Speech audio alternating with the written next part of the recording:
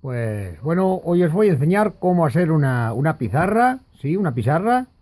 Ahí que os va a servir mucho, muy práctico, muy rápido, ¿eh? Muy fácil.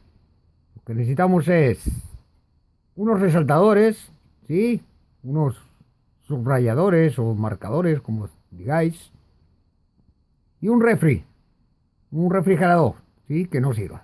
Entonces yo tengo ya aquí mis resaltadores, sí, y el refri que me he conseguido. Y bueno, ya está, vale. A que fue rápido, ¿eh? Acojonado.